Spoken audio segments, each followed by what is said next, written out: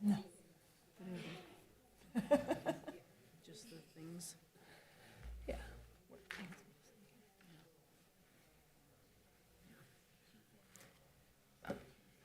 We should get Yeah, and this week, this one, yeah, this week's terrible for me, but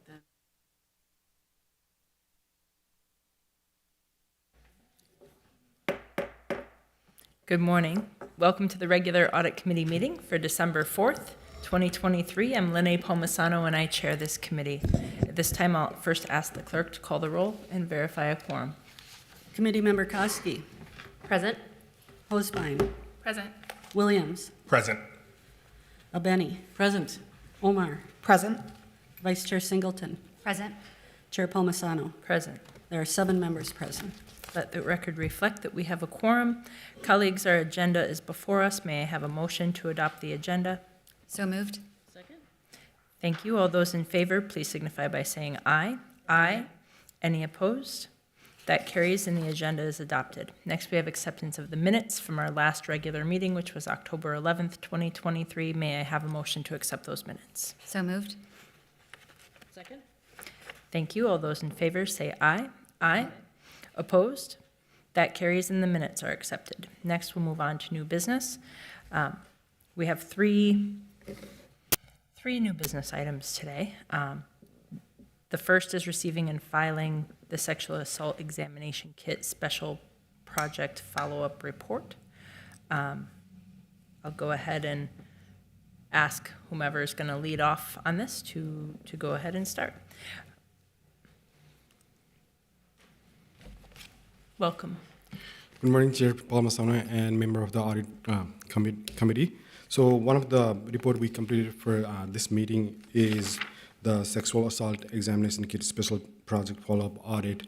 And to present that report, I'd like to invite Travis Kam, our community safety auditors here in the podium, and he'll go through the details of the project. Thank you. Welcome, Mr. Kemp. Chair Palmisano, member of the committee. Today I'm going to be presenting on the Sexual Assault Examination Kit Special Project Follow-Up Audit. Before I begin, there's kind of some, there's kind of continuation of some work we did a couple of years ago, so kind of an update on that. We do have Marcia, MBD Kit Coordinator here, Marcia Smith, and also there might be some other members of management coming in throughout the presentation as well to answer questions. And if there's anything that we can answer, we can take that back and kind of provide an update or kind of get you those answers if there's anything we can't answer. But kind of the presentation contents.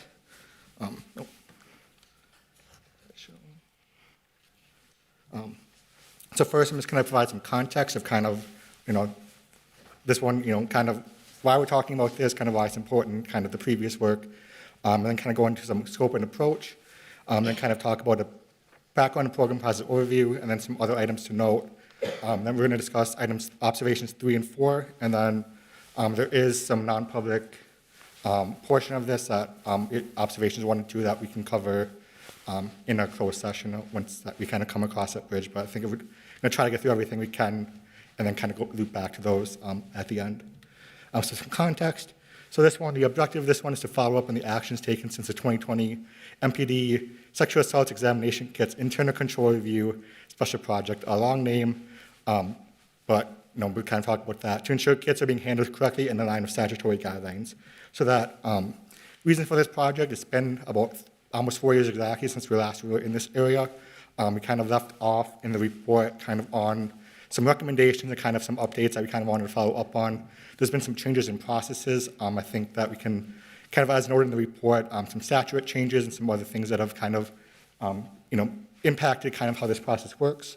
There's new roles, people involved in the process. There's been some turnover, some new positions, such as the MPD Kit Coordinator position, and then also this kind of relates to the ongoing property and evidence audit. So there are portions of this that kind of overlap with that larger audit that we are working on and hope to kind of present at a future audit committee. So there might be some things that might not be covered here, but might be covered in that one, and kind of talk a little bit about that as well, and that kind of plays into some of the observations we noted.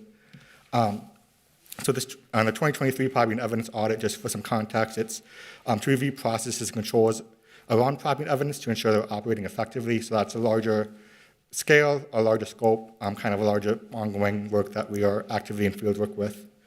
And then also just kind of some definitions of kind of all kind of understand what I'm talking about when I say kits, so unrestricted, restricted, because there's some language that kind of comes up in here quite a bit. So sexual assault examination kits are a collection of evidence gathered from a patient by a healthcare professional. They're in Minnesota, they're kind of in a standardized white box that are collected by a sexual assault nurse examiner and then kind of sent by a medical facility, usually a hospital, and then kind of sent through the process. A restricted kit does not have an accompanying signed release form authorizing law enforcement to submit for testing, also known as kind of unreported kits. So a patient can kind of get a kit collected and choose at the moment not to report, and then those kits are restricted, so they are handled a little bit differently. And then unrestricted kit, it does have an accompanying, or does have that signed release form authorizing law enforcement to test. So those are kind of the ones that, there's a police report number, a case number with it, an active investigation. Those were the ones that kind of go through the process, and they're handled in different ways, and we'll kind of touch a little bit on that. So kind of the previous work, so about 4 years ago, I think 4 years ago at the December Audit Committee, we kind of asked for this project to be added, and then we put on it in February, but we did this special project report, and kind of the objective work of that one was just kind of looking at the internal controls for managing sexual assault examination kits, and then also kind of the bulk of that work was kind of providing that independent verification of untested kits. So there was talk kind of at the time and kind of might see mentioning throughout different things is kind of that idea of the backlog kits, which were unrestricted, untested sexual assault examination kits held in storage. So that review was kind of prompted by some discussion going along there. So Audit stepped in, kind of did that, a larger scale inventory. We spent some time at the warehouse, kind of trying to determine, what is the population of kits, and kind of that way. And we, at the time, we noted that roughly, 1,700 kits needed to be sent for testing at the BCA or for the research, just ones that we can kind of tell. So that kind of kicked off some future additional work on that way. But we also kind of detailed some additional observations related to kit handling on policies, procedures, notification and tracking kind of communication that we wanted to, there weren't audit issues, but we did kind of get updates from management, and now in this one, we kind of wanted to circle back kind of an audit approach and kind of see what has changed, what is currently happening, and what is the current process, kind of provide that update back. So the scope and approach for this one is to focus on MPD's roles and responsibilities within the sexual assault examination kit handling process. There's quite a few parties that each have a different role. There's the medical facilities, the BCA, law enforcement. We kind of, can't, for our approach, we just kind of looked at what MPD, is required to do in real part of the process. And that kind of includes, some retrieval of kits, submission of kits to the BCA, that permanent storage of kits as well. That we're covered on here. Kind of as we, this is kind of some information from our scope memo, but just kind of an idea. We looked at policies and procedures, oversight monitoring, reviewed roles and responsibilities of those involved in the process, reviewed the kit handling processes, evaluated how kits enter MPD's responsibility and how they're tracked throughout the process, and then in accordance with Minnesota State Statute 299C.106, which we mentioned quite a bit because it's kind of the one that details some requirements about the process, determine how kits are handled and how MPD compliance with those statutes, determine where and how kits are stored, and whether items are properly stored and located.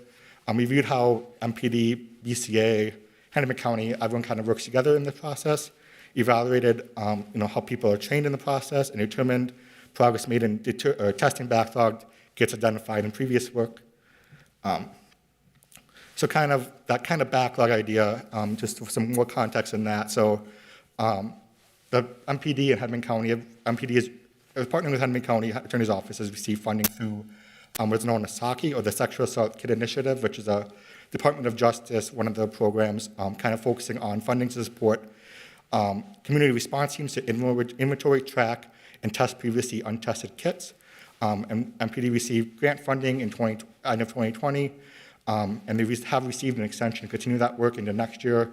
And there's an active application out for another grant to kind of continue some of that. But funds from that process have gone to contracts with Hennepin County Attorney's Office.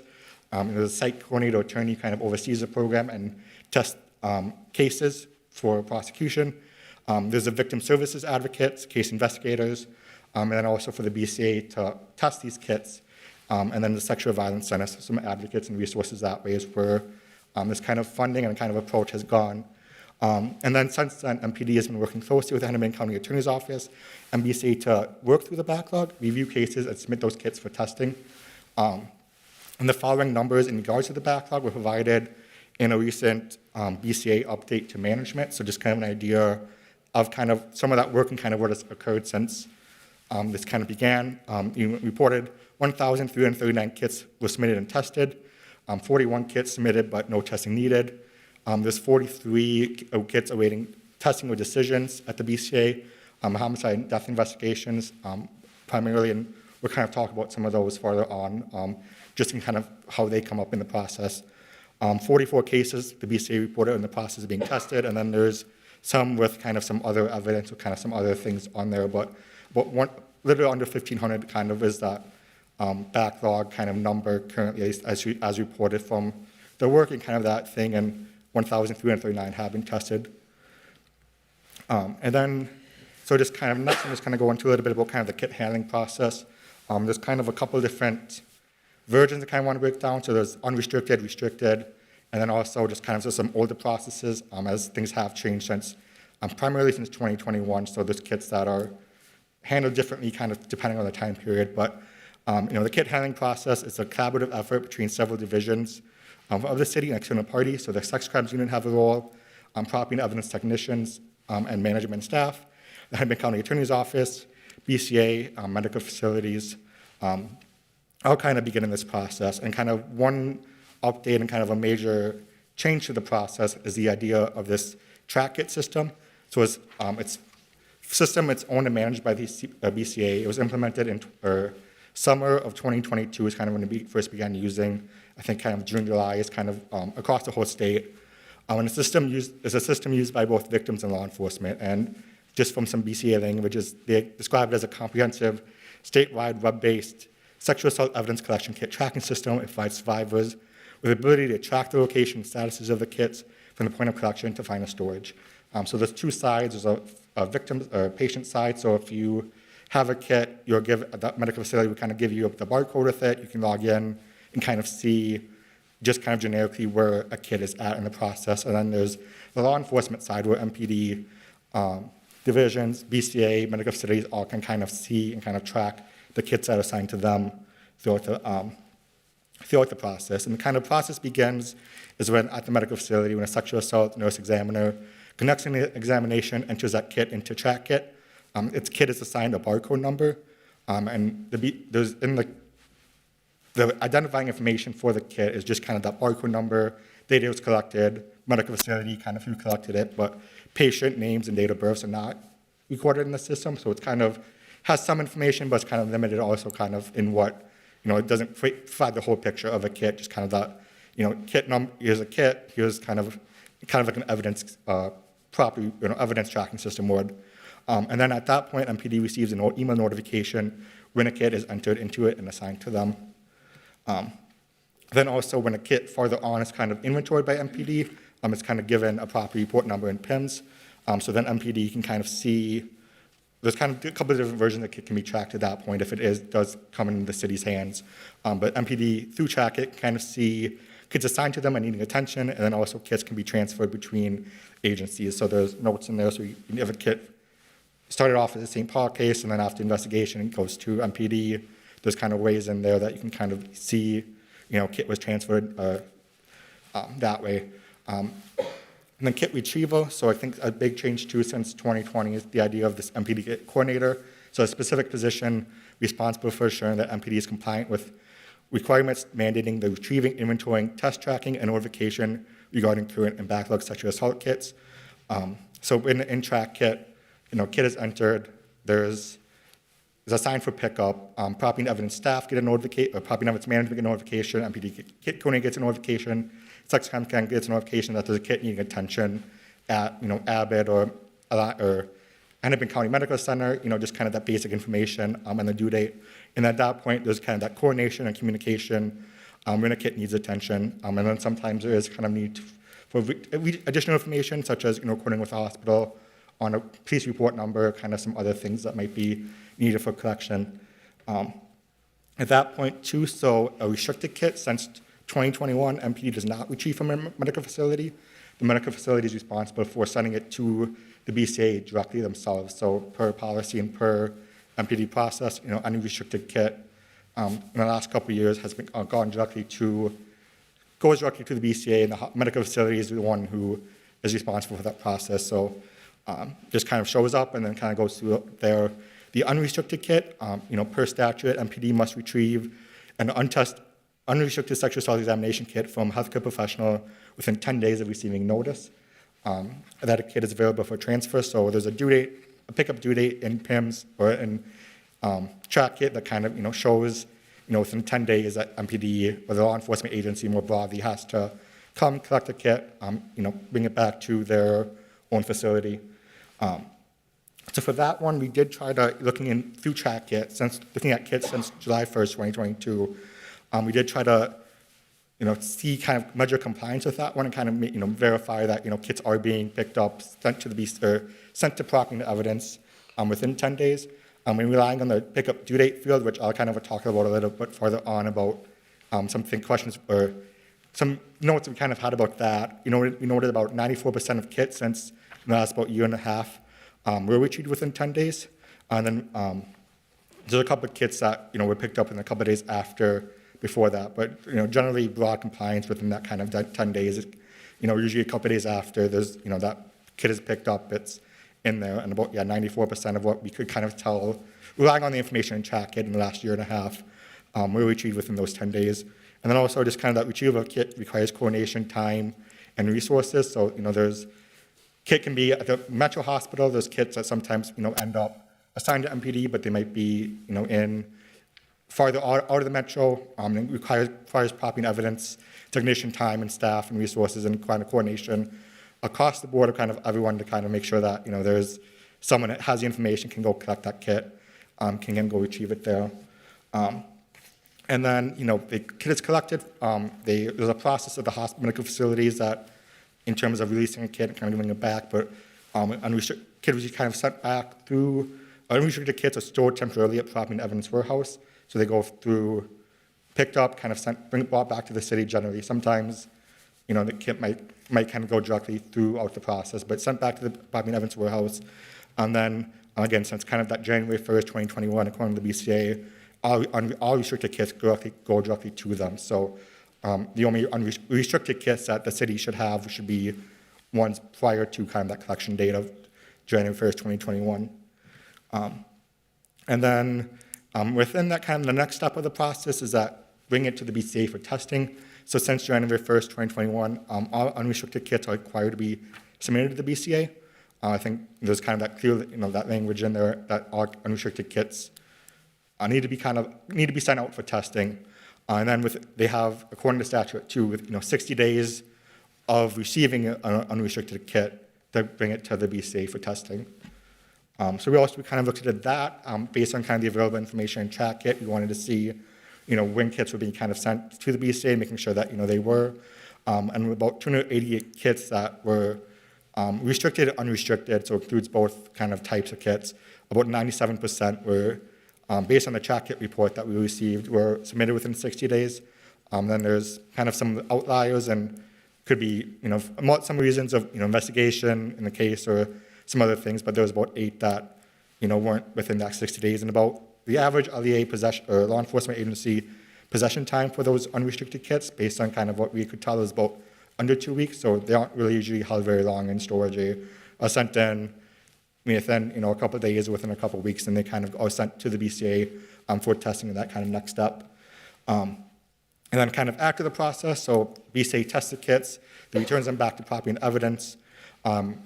Recent organizational updates have allowed them that when kits are sent back that are tested, they're able to be kind of broken down. If there's usually most of the evidence is taken out of the BCA in terms of biological evidence, so they're just usually at that point just an empty box with kind of some records on it and kind of some other things, but just that box itself. And the kits are kind of broken down, the boxes are preserved, and they're kind of stored in that general storage. So there is kind of that recent project too that property and evidence staff and people involved in the process have been working on, where they've been going through the refrigerator, looking at all the kits in the refrigerator. So in the refrigerator, there's a lot of kits from pretty much in this beginning of kind of all the collection, and they've been pulling out all the unrestricted kits that have been tested. I'm just kind of focusing on the only kits now that should be held in cold storage are restricted kits held prior to 2021, and then kind of some of these outlier cases such as the DOAs, homicides, some of those ones. So the population of kits in the cooler, and that's something that when we're out at the warehouse, it's kind of down from a lot previously to kind of a lot, a smaller subset of the warehouse now. And then, per statute and kind of per policy, kits are held indefinitely. So kits are not destroyed. They're, per policy, anything associated with a sexual assault kit is to be retained and retained until kind of, some point in the future. She was kind of reiterating too, again, that restricted kits collected prior to 2021, collected prior to 2021, they're held at the warehouse. Restricted kits afterwards are at the BCA. And then kind of throughout this process, we noted a couple other things that we kind of wanted to kind of highlight as part of this report. Weren't necessarily our observations just because either they didn't rise to that level or in some of these cases it's not MPD's responsibility to kind of control this, but things that we kind of wanted to mention that kind of are involved in the process. So cases from the medical examiner's office, evidence associated with restricted kits, and then updated information and chat kit are kind of the three topics. So the first is kind of this gray area of medical examiner's office cases. So there's cases that may come in that were collected as part of a death on arrival or a homicide. The medical examiner's office might collect an examination, kind of collect a kit, and then MPD receives a kit. At that point, too, the medical examiner's office does not enter it in the track kit. Usually MPD, kind of when they receive it, has to enter it in the track kit or kind of, for that record there. They're not a part of that whole, integrated in that whole system. But then for kind of the statute, it's not very clear, at least based on the people we've been talking to, they've expressed, kind of having to do some additional work and kind of hoping for some clarity on how some of these cases are handled, because it's not necessarily, just because there's a kit from a homicide or death on arrival doesn't mean it's clearly connected to an assault or clearly connected to, a need for testing. It can be, for a variety of reasons, and there's kind of that gray area. So currently there's kind of a case-by-case review, kind of discussion, kind of determining, does a kit need to be tested? Does a kit, is it related to what the case, or is it just kind of, something that we have now that we need to store? So we kind of noted that there's opportunity in the statute and kind of through everyone involved in the process to kind of receive clarity on those testing requirements and kind of how to best handle those cases. Next, we kind of some things associated with restricted kits. So one thing we noticed kind of opportunity to kind of clarify how evidence is handled with it, associated with restricted kits are handled.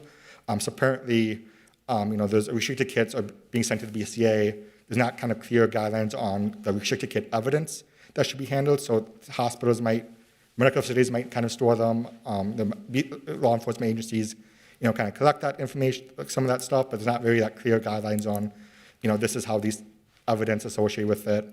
And kind of per, the idea of a restricted kit, there's supposed to be limited information with the, who is it belongs to, kind of some of that information. Now the kit and the information, evidence are separated.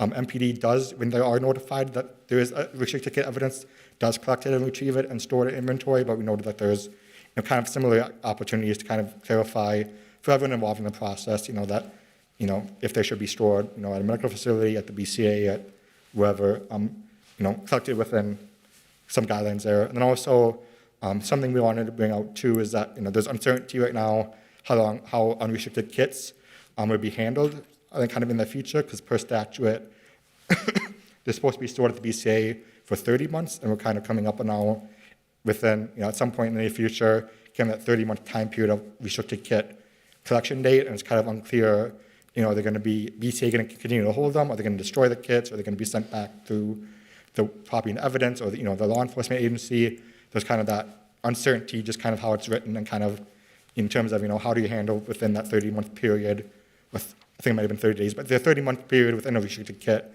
how do you kind of handle that in the future when that comes up? Then last, so updated information and track kit. So track kit, again, was kind of launched in 2022. It's managed by the BCA. We noted kind of throughout kind of some functionality issues or some things that kind of have been, noted kind of things that kind of came up throughout this project. So we noted that, some kits, some kits that kind of marked as errors appearing on MPD's list. So there's, there's on the list, there's kind of marked as, MPD can't do anything without them. They're kind of appears like glitch cases that are kind of just, within the list that, throughout just kind of get kind of ignored.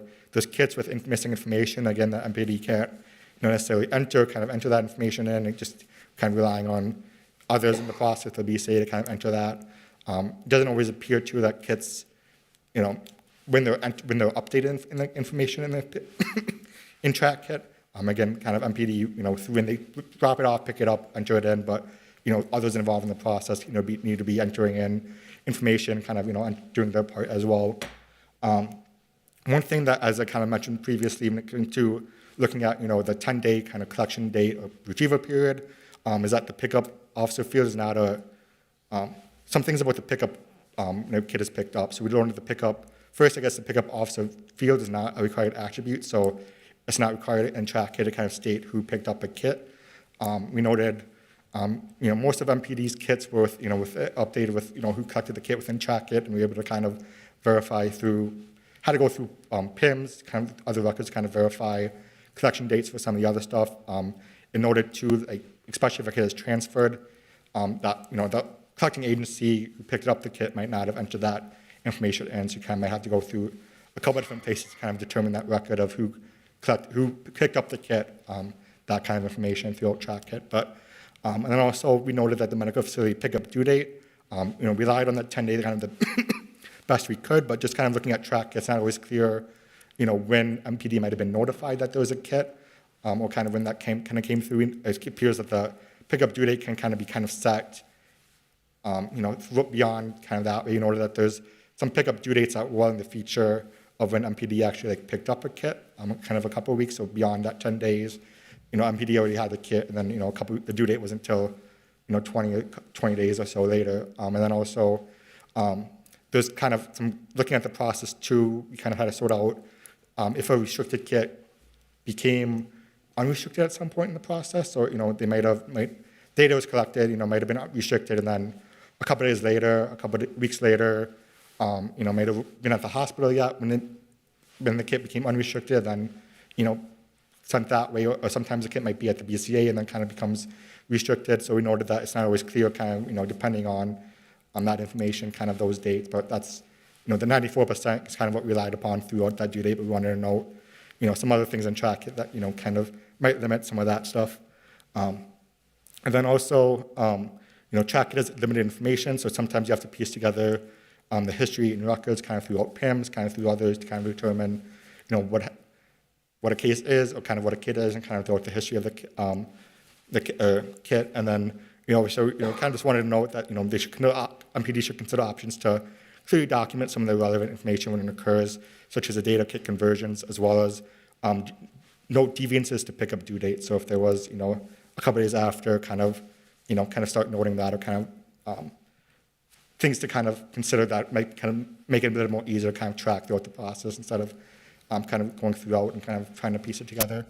And then next we kind of have results, so overview and key details, and I'm going to go through observation 3 and 4, and then kind of save observation 1 and 2 till we go to closed doors for those. But kind of first,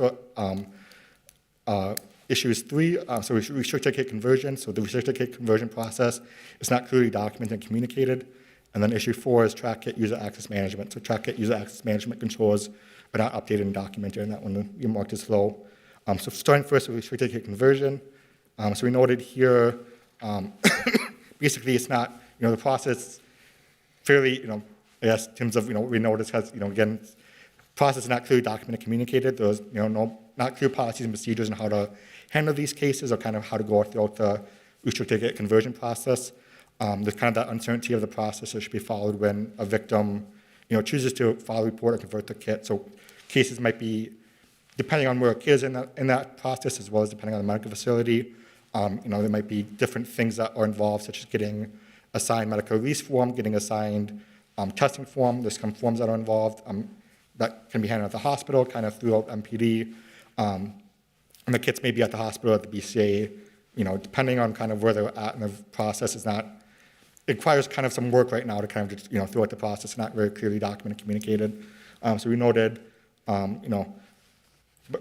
management action plan for this one is MPD will create guidelines to provide investigators and the MPD kit coordinator the process for converting a restricted kit to an unrestricted kit. MPD will reach out to the sexual assault nurse examiner coordinators at hospitals to develop a plan to try and make sure victims are fully informed on the conversion process when an exam is given. And MPD can also provide the same information to the victim if needed when they come forward to convert a restricted kit. And then MPD will also work with the coordinators to develop a protocol for MPD to be notified when a restricted kit is taken by examiner in a hospital so the kit can be tracked properly. The target remediation date for this one is June 30th, 2024. Observation 4, we have track it user access management. So we noted there's some opportunities around track it user access management controls to update them, kind of make sure they're documented. And again, the system is not owned by the MPD, it's kind of used by MPD, but the BCA is kind of the primary user. And as part of that, they are given, MPD is kind of given access to it. So there's some people who are given administrative roles, and then there's others, who are users. And generally, people who have access to track it are property and evidence people involved in the process, people within the sex crimes unit, so the investigators, kind of management, who can kind of track it, get throughout. So we noted that there's a lack of clarity around user access controls for TrackIt, including such as adding and removing users, and a lack of documented procedures related to this process. Right now, it's kind of on an ad hoc basis or kind of a undocumented process of some versions we spoke to, kind of mentioning, adding and removing, keeping updated. So there's kind of some of that, and then there's kind of some unclarity among others in terms of, knowing, sort of having this kind of documented process integrated it. And again, just kind of noting that MPD uses it throughout the process, and then, that initial privileges and access are given by the BCA, so they're kind of the overarching ones. And that's kind of why, as well, we kind of noted this as a lower risk, just because it's not a city system, but there's, we're using it, but also it's kind of, there's some activity going on in terms of adding and removing users, just kind of not documented and consistent in terms of that way. And then as well as just kind of the information within TrackIt, so it doesn't contain personally identified information. It contains vital information, private information, but it's not, it can kind of see just kind of some general information that way, which is kind of why you just kind of noted to recommend to kind of document this one and kind of provide some clarity. So a recommendation for this one is to kind of defining roles and responsibilities within TrackIt and determining admin user roles, creating a documented procedures around TrackIt user access management, including steps to add or remove users, and kind of incorporating the ad into kind of be part of your larger departmental unit policy and procedures around user access management, and then ensuring that users are removed promptly when necessary, and conducting kind of regular reviews to make sure that only people who are current have access to TrackIt. I guess kind of, those are kind of the observations, kind of the process. I know kind of a lot of information kind of covered that, or a lot of information, kind of a lot of aspects to it. Kind of in concluding thoughts, I think we noted a generally kind of collaborative environment. So MPD has to work with Hamilton County Attorney's Office, BCA, medical facilities. We noted that there's communication, there's contacts, there's kind of that information that flows.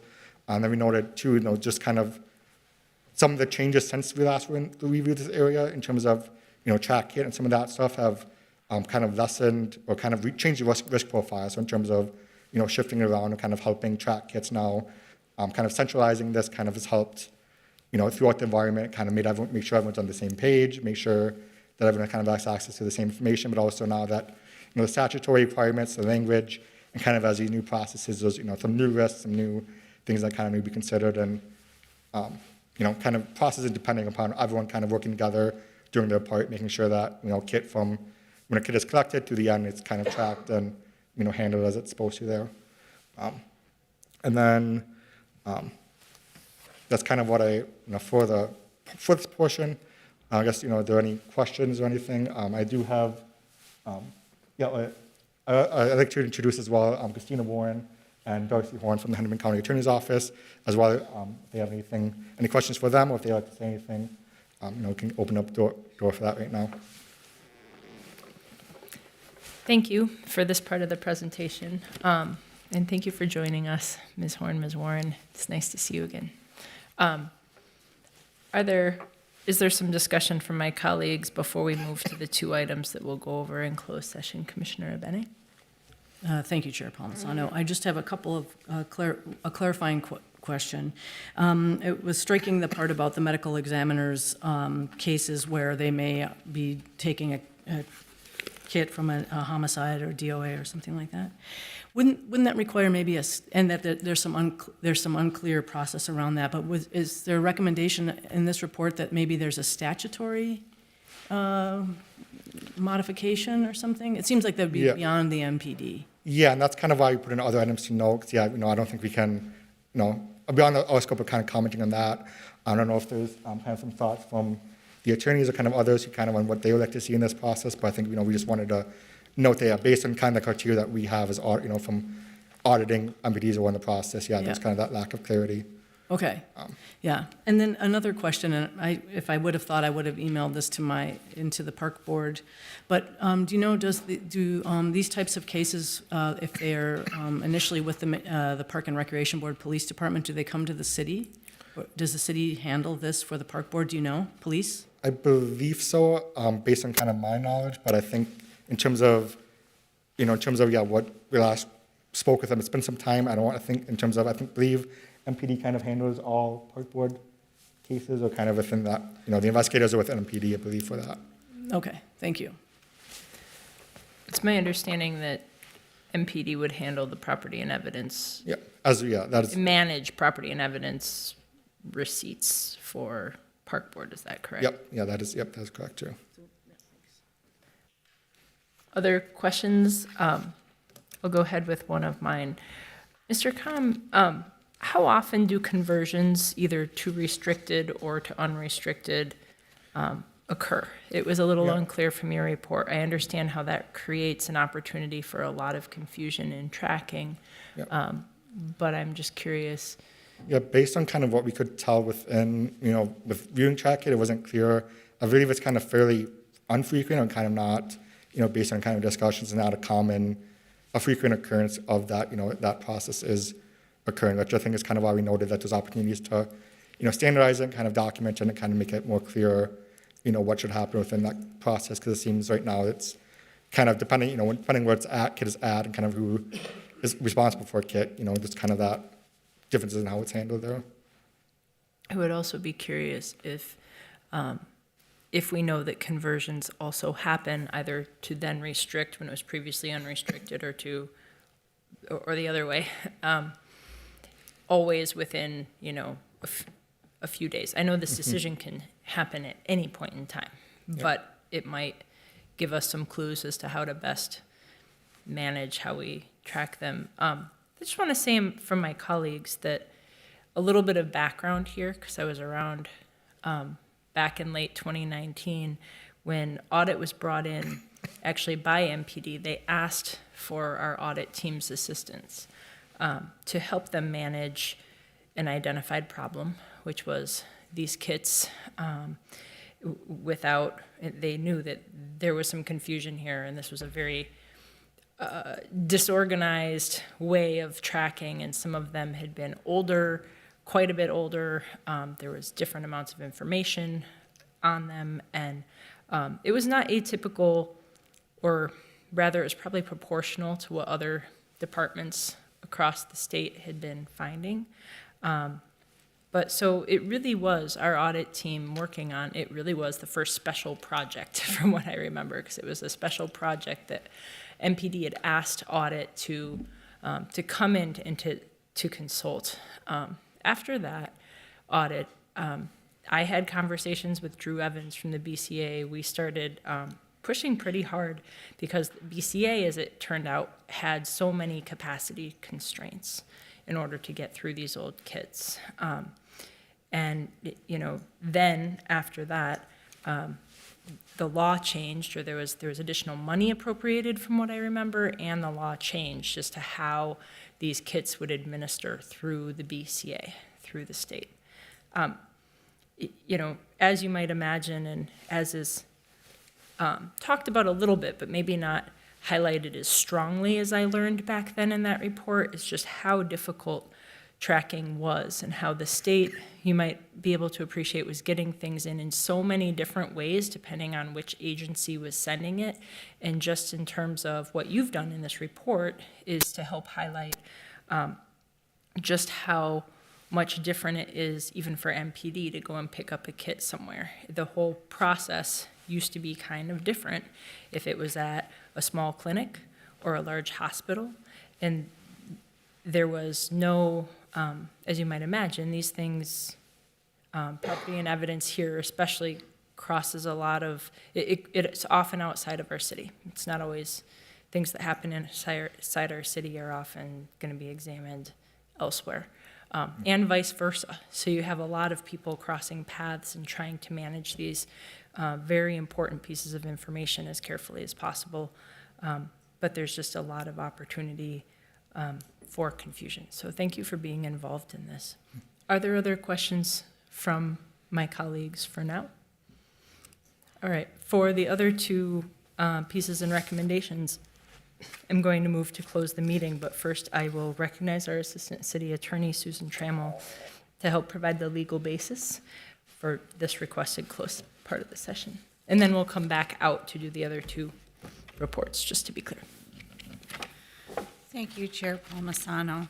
I've been informed by the auditor that the parts 1 and 2 contain security data, and I've reviewed that report as well. And the Minnesota Open Meeting Law, Section 13D.05, Subdivision 3D, permits the closure of a meeting for the purpose of receiving a security briefing in order to discuss issues related to security systems, emergency response procedures, and to discuss security deficiencies in or recommendations regarding public services, infrastructure, and facilities if disclosure of the information discussed would pose a danger to public safety or compromise security procedures or responses. The disclosure of some of the information contained within the sexual assault examination kit special project follow-up audit report, specifically issues 1 and 2, could compromise security procedures or responses. As such, it meets the requirements of Section 13D.05, Subdivision 3D, necessary to allow closure of the meeting. Thank you. With that, I will move our public meeting be closed as authorized under the provisions of the open meeting law, specifically Minnesota statutes, section 13D.05, subdivision 3D, to receive a security briefing regarding the sexual assault examination kit special project follow-up audit report. May I have a second? Second. Seconded by Vice Chair Singleton. All those in favor, please signify by saying aye. Aye. Any opposed? That carries, and we will now close the public portion of our meeting and convene in closed session. For the viewing public, I will note that the broadcast of this meeting will continue, and the audit committee will reconvene in public right after we've concluded this part of the meeting. Thank you.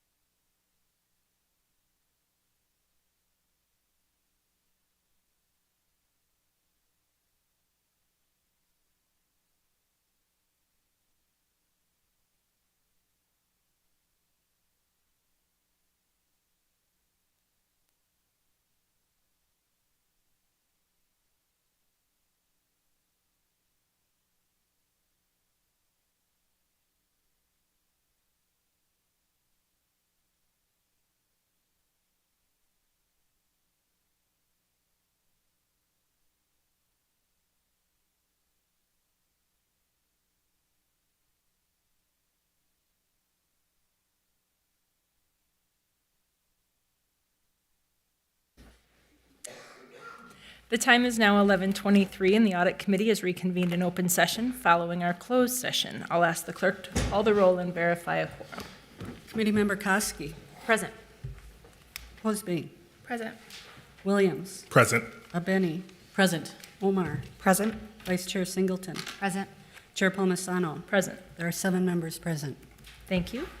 Seeing no further questions or comments from committee members, I will direct the clerk to receive and file that report and direct staff to publish the redacted report. All those in favor, please signify by saying aye. Aye. Those opposed? That carries, and the report has been received and filed and will be published today. Our next item of business, item 4, is receiving and filing the biennial body-worn camera audit report.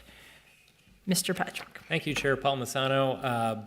For those of you who are new to the Audit Committee, we are required each and every year, or every other year, to perform a state law compliance check for the body-worn cameras worn by MPD officers and mobile device recorders in general. Last year, we worked on the Park Board body-worn camera audit. This year's MPD, next year Park Board, so on and so forth. The conditions and terms are outlined in the state statute. That's the criteria we use. We worked with a vendor, Wildcard, to perform some parts of the audit, and then internally we performed the actual video reviews. So is it the more technical kind of IT aspects of the audit? That was our vendor and their subject matter experts. So objectives, determining compliance, and looking at policies and procedures, pretty straightforward.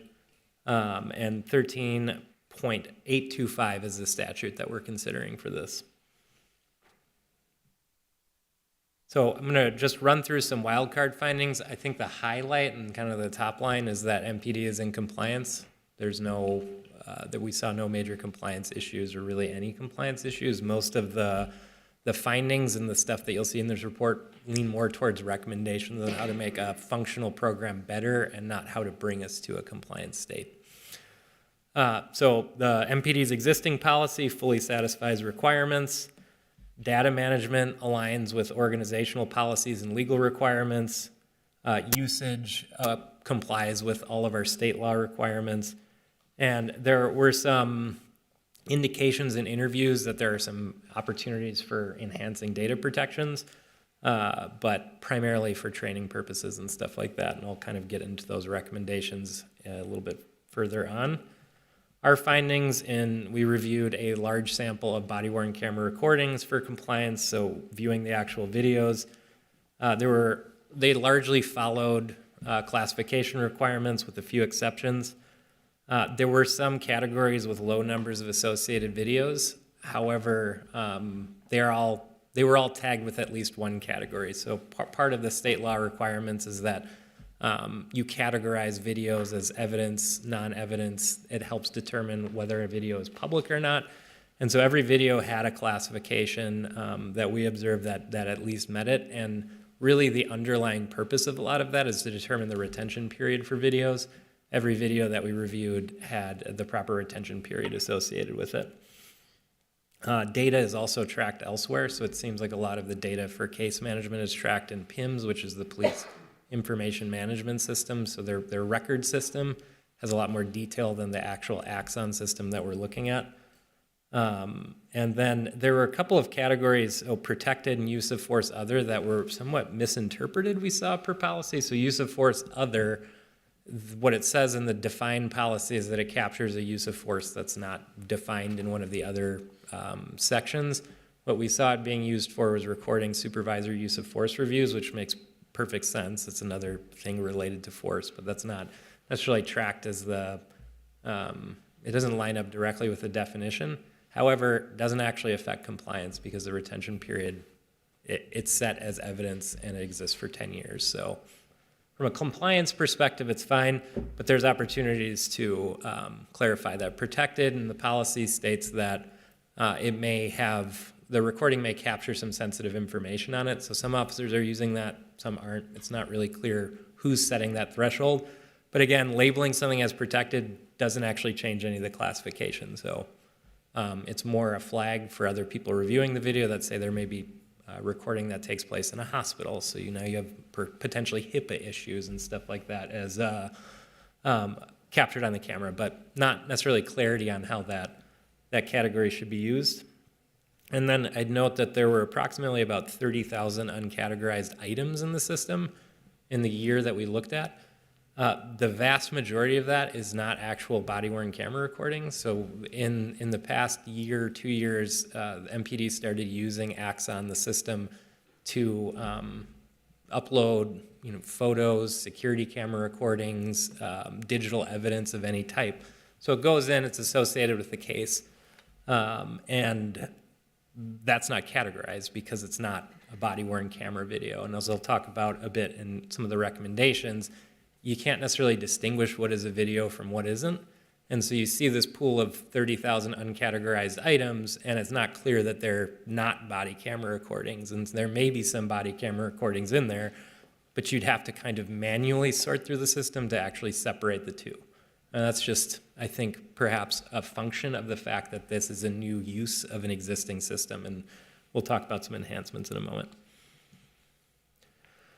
We saw no exceptions in retention. The retention period is set appropriately for every video, so no videos are being deleted prior to an appropriate retention period. In almost all instances, they're maintained for longer than is required by the state. And no exceptions in the quality of recordings or video integrity. There's an audit trail for each and every video. You can see uploads, views, anytime it were edited or modified. So clearly, chain of custody and integrity is intact for those videos. And the quality is clear.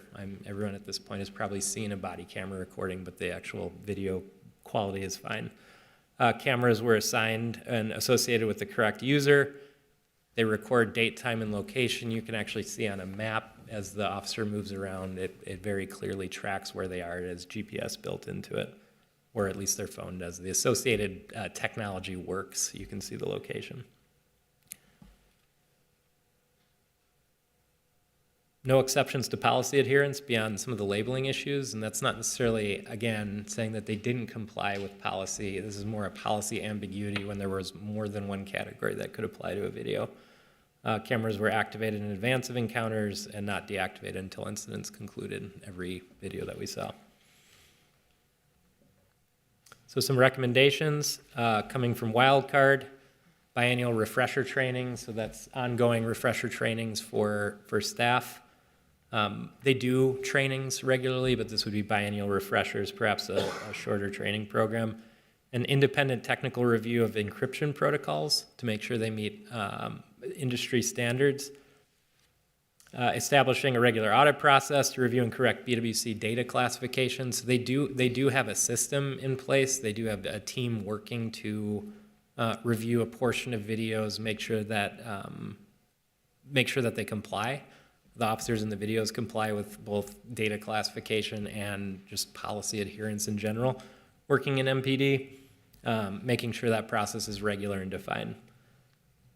Training for handling BWC data in non-standard situations. So sometimes they use body-worn camera recordings for training purposes, making sure there's a policy that outlines how you could convert what is live evidence to also a training video, capturing that in policy. And update training content to include, obviously, new legal changes and whatnot that come up with body-worn camera recordings. Just a lot of training refreshers and a little bit of extra policy would go a long way. And coming from the City Auditor's Office from the video review, additional clarity for protected, use of force, other training and recruit academy categories the MPD would benefit from it, just so that it's consistently used by officers. If they're going to track supervisor use of force reviews under that category, then just add that to the policy. Optionally, another option would be for MPD to perhaps condense the number of categories they have, because there are quite a few. And second, adding a flag or an indicator to separate body-worn camera evidence from non-body-worn camera evidence. That would just allow you in the system when you're pulling down the audit log to be able to separate the two easily and not have to go through more of a manual review. Then you could very clearly see what were non-categorized body-worn camera recordings to To be clear, a non-categorized body-worn camera recording is never deleted. It doesn't have a retention period associated with it, so if someone doesn't categorize it, doesn't mean it goes away entirely. It has all the associated metadata, so it's findable if you were to know the officer, the location, the PIMS number, all that kind of stuff, but it needs that category to help it move along in the Axon system. Happy to answer any questions, but Highline MPD is in compliance with state law and would ask that you adopt the report and transmit it to the state. Thank you. Mr. Williams, go ahead. Thank you. Quick clarifying question on slide 6. It says certain categories had a low number of associated videos. Are we saying that there were not enough incidents that produced videos, or are we saying that it had a lower than expected number of videos for those particular circumstances? Yeah, so they had a lower number. So if we look at a year and you have 300 to 500,000 recordings and you only have 2 recordings in a Recruit Academy category, it's a low number of associated videos. Maybe that's accurate. I don't have any way to necessarily determine whether that's accurate or not, but maybe that's a category that perhaps doesn't need to exist if it's only going to have 2 videos in it. Sure. Discharge of a firearm is tracked elsewhere. There's obviously a lot that goes into cases that involve police discharge of a firearm, and the same is true of substantial bodily harm. So those tags, again, they don't change the way the data is handled in the system. So it doesn't actually create a classification or retention issue, but you have a very low number of associated videos. Perhaps they're not categories that MPD should use if they're going to track the data elsewhere. Okay, makes sense. It could give kind of the impression that many incidents happen, but. Right. Okay, thank you. Other questions, comments? I am curious.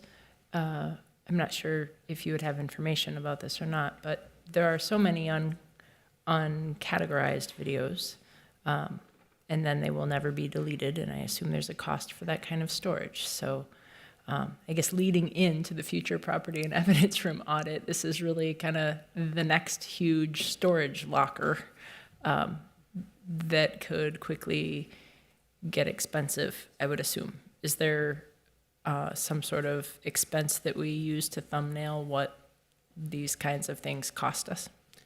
Chair Palmisano, it appears for now we have unlimited storage in Axon. Obviously that could change, and it's possible that we could pay for less storage. I don't have that answer in front of me. I would be happy to follow up with the MPD and respond to that. And again, looks like 30,000. It's probably very small because that category is, each picture that's uploaded from a cell phone creates another record in Axon. So if there's 75 associated pictures with one event, or a zip file that's unzipped and has every little player file, DLL file that's associated with it, and that all gets uploaded, it makes sense to have it there, but it's creating a lot of records that aren't actual body camera recordings. Thank you. And did I hear you correctly? You said there's between 300 and 500,000 items per year in this? Yeah, I can't remember the exact number, but they're producing, Feels appropriate, yeah. hundreds of thousands of recording, or hundreds of thousands of items in Axon. Items. Not all of them are body-worn camera recordings. Sure. Other questions? I'm not seeing any. I'll direct the clerk to receive and file the report, staff to publish the report, and refer to the city council a direction to the clerk to transmit our biennial body-worn camera audit report to the appropriate agency at the state. All those in favor, please signify by saying aye. Aye. Any opposed? That carries, and this report has been received and filed and will be published today. The direction to the city clerk will be forwarded to this Thursday's council meeting for final action. Our next item of business, thank you. Our next item of business, item 5, is receiving and filing the biennial automated license plate reader audit report. So welcome again, Director Pudyal. Thank you, Chair Palmisano and member of the audit committees. So the next report we'll be discussing is the automated license plate reader biennial audit. So we conduct this audit as a part of the body-worn camera audit as well. And so the procedures for this audit were completely performed by our vendor, Wildcard Corp. So during the presentations, I'll be going through the background, audit objectives, scope, methodology, conclusion, as well as like some of the recommendations that Wildcard had for this audit.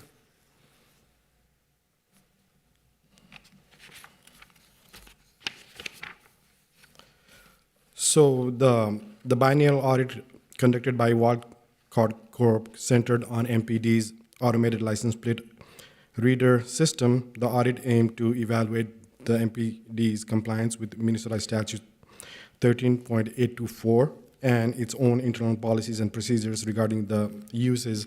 And these policies and procedures are derived from the statute itself. So basically, the Wildcard reviewed whether our current process are compliant with those specific statutes and their own policies or not.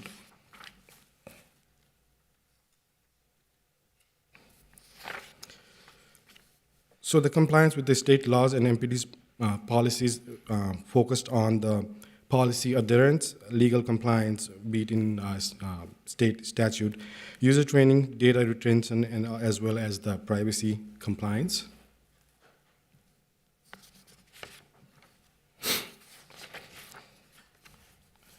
And the audit assessed MPD's adherence to Minnesota's automated license plate reader laws, specifically statute 13.824, and examined internal policies, procedures, and security controls.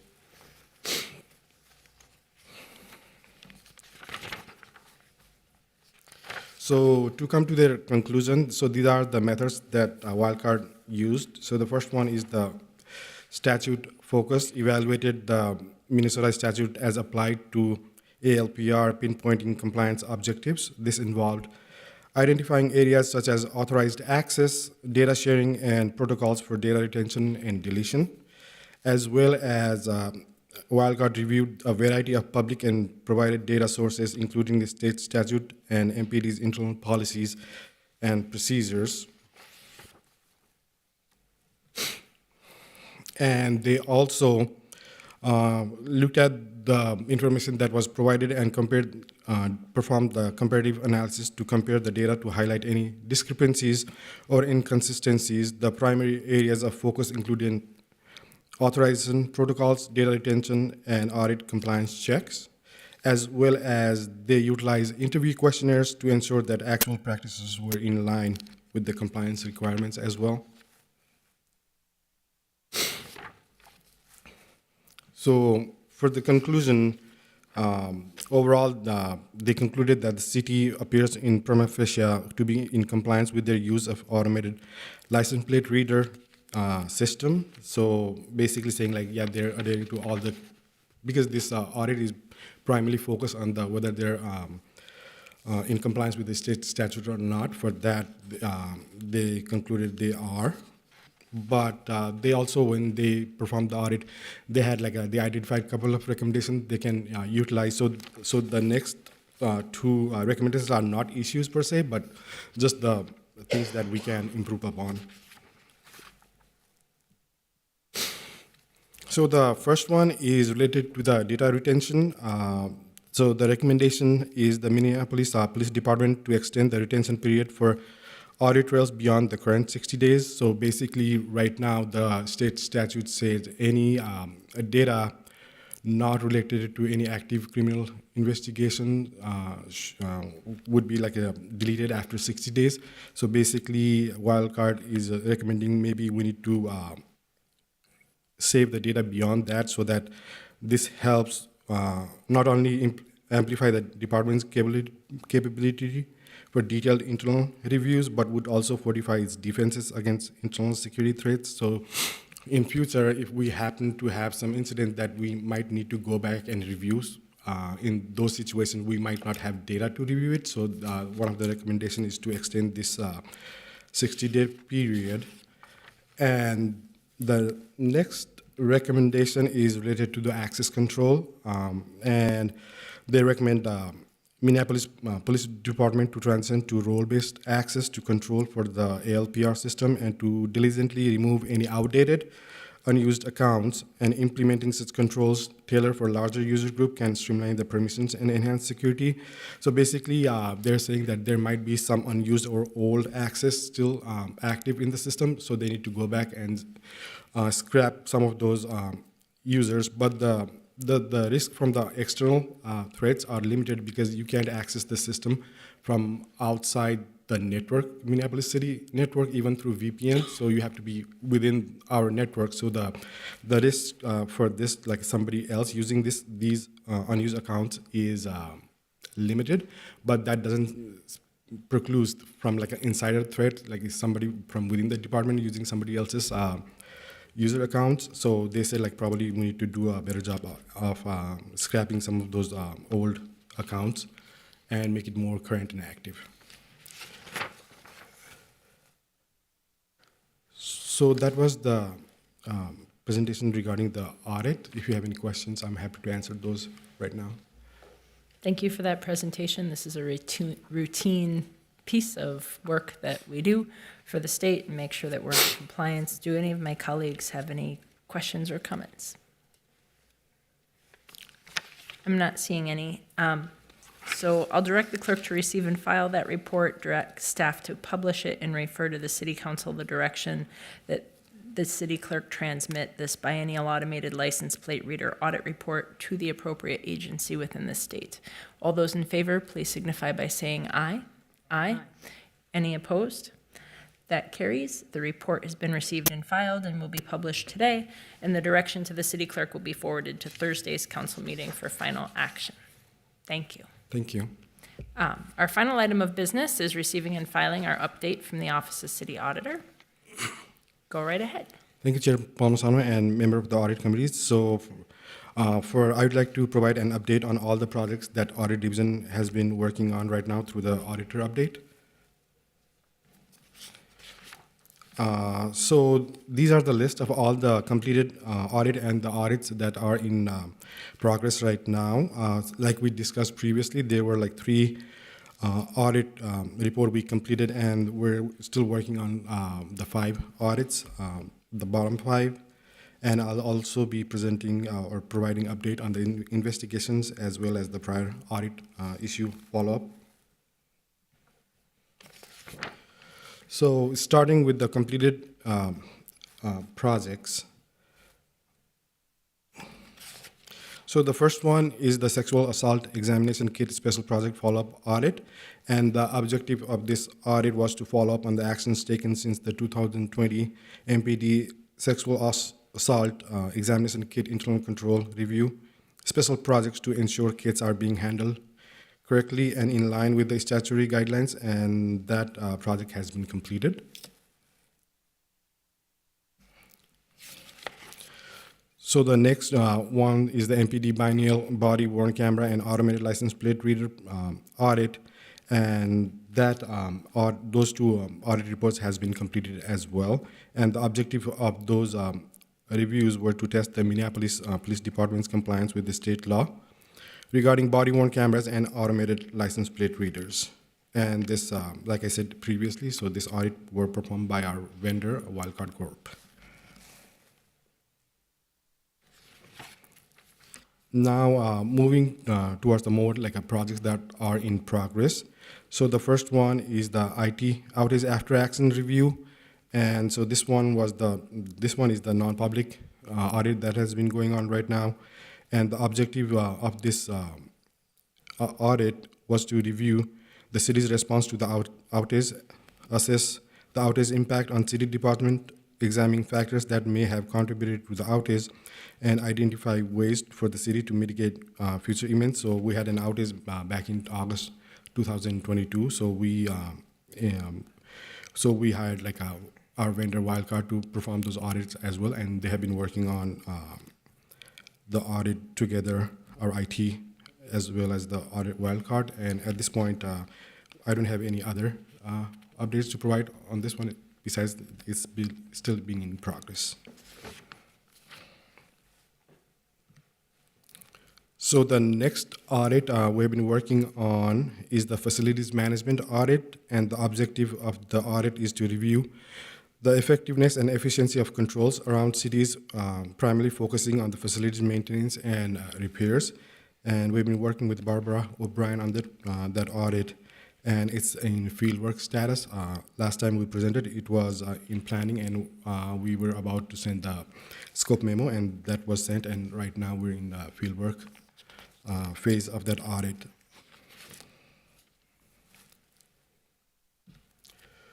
So the next one is not an audit, but a consultation. It's called the Neighborhood Safety Departmental Risk Assessment Consultation.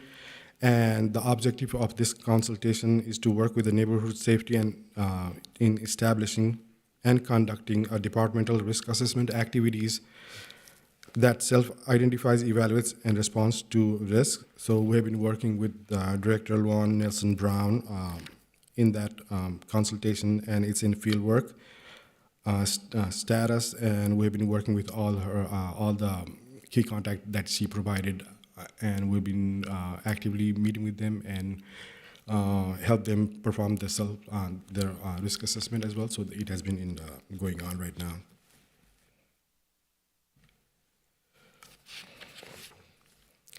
So the next audit we're working on is the property and evidence audit. The objective of that audit is to review the process and controls around property and evidence to ensure they're operating effectively. And that one is still in fieldwork status right now. Last time we had the audit committee meeting, it was in planning stage. So we sent out the scope memo on that one as well the next week after we had the meeting, and we're in fieldwork phase right now, and it's still going on. And hopefully we'll be able to provide more status on this one in the next audit committee meeting as well.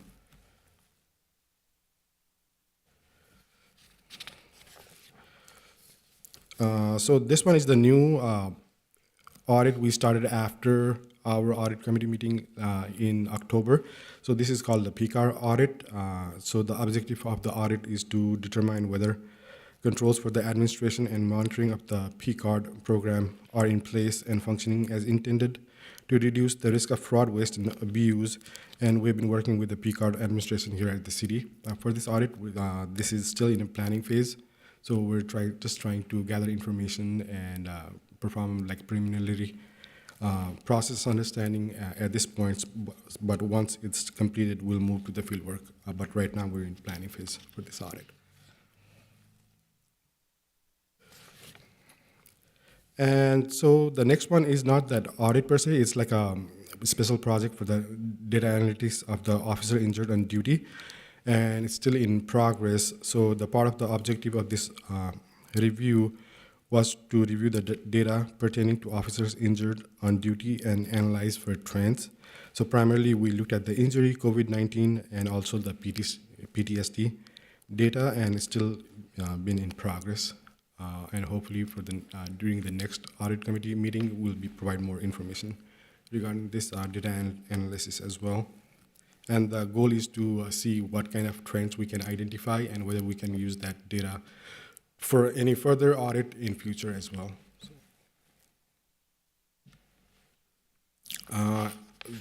Do you have any questions till this point regarding any of the audits?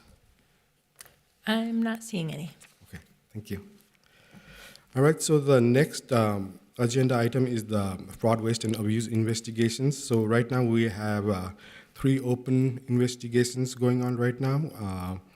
And based on the type of investigation and the information, I won't be able to discuss that here right now, but we do have like 3 open investigations going on that we're working currently.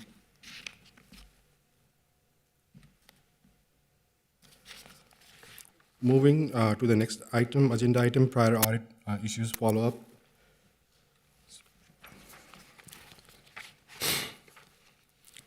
So we do have like 26 open audit issues right now, including the 3 that we discussed earlier today, related to the sexual assault examination kit special project follow-up audit.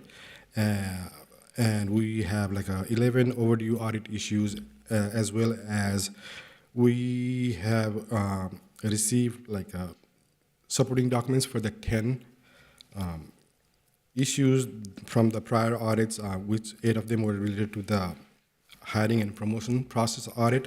So those documents we're still reviewing, and we haven't validated whether those the management has taken appropriate or complete action that they said they're gonna do it. So we're still in that validation phase, and we'll provide more information in our next audit committee meeting whether those were enough, or like whether we did like a more follow-up regarding those documents as well. So those are the open audit issues.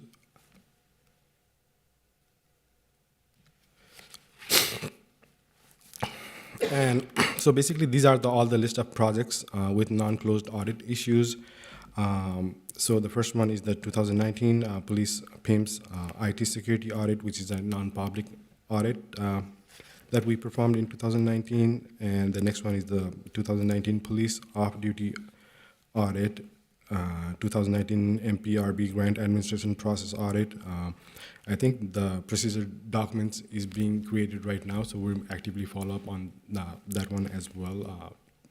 Commissioner Abini, regarding, because I know you have question during the last audit committee meeting, but yeah, we're actively working on that with management.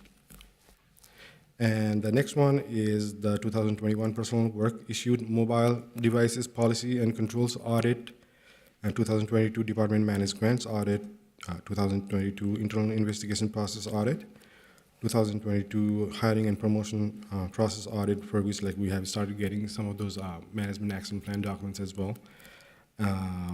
And the one issued like during the last audit committee meeting, 2023 Revenue and Collection Audit Phase 1. So for those, majority of those management action plans were due in a year, so we didn't actively follow up on during this time period, but we're gonna plan to follow up for the next audit committee meeting as well. And the last one is the the report we issued today regarding the sexual assault examination kit special project follow-up audit. Do you have any questions regarding any of those items? Thank you. So the next, I'd like to invite Andrew Hawkins from Policy and Research Division to provide his update. And thank you. Thank you.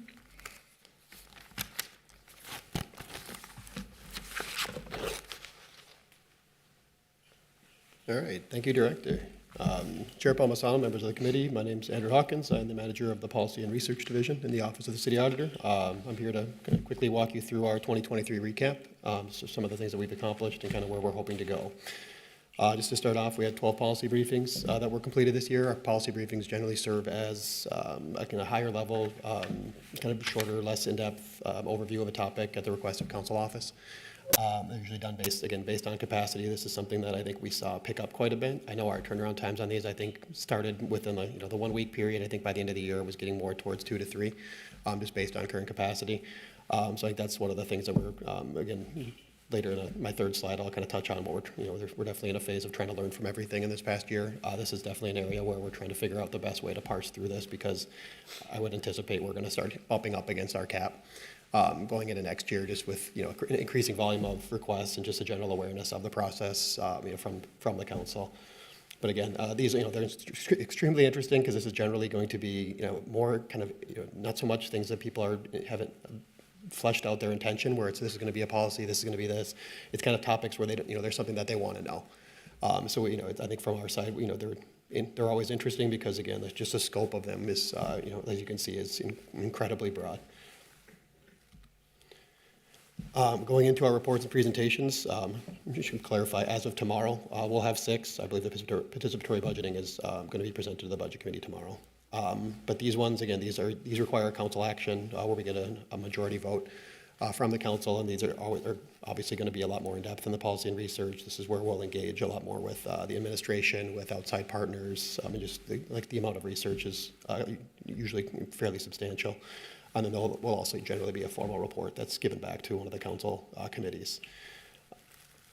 For our administrative operations, I think I've touched on some of these before, but again, just developing that policy and procedures manual, creating a service request portal, and then design and creation of a data portal that will allow people to see kind of where everything's at. So all of these are complete. We're still waiting on website to be finalized here. I actually was just talking to another staff, to Ashley, about kind of when we can expect that to be done. So my goal is to hopefully have something live this week.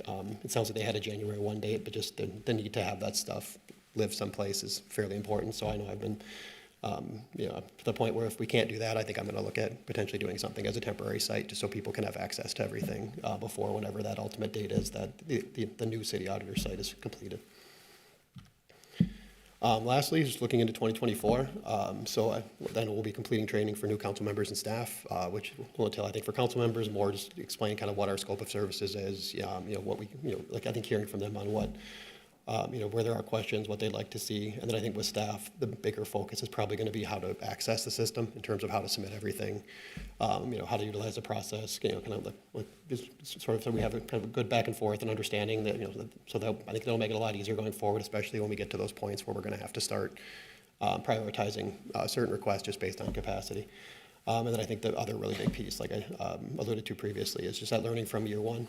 To keep building, adopting our processes, and so this is good. This entails kind of meeting with groups on the executive side that we've worked with, meeting with council offices, just to kind of hear from them on like what worked, what didn't, what we can build out, so that we can kind of keep improving this to ensure that we're most effective at like providing the support that we're intended to.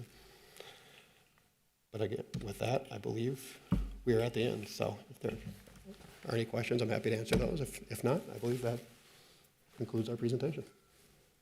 Colleagues, any questions or thoughts? I'm not seeing any, so thank you. I'll ask the clerk to receive and file that report. Finally, we're at announcements. Are there any announcements from my colleagues? Well, I have a couple.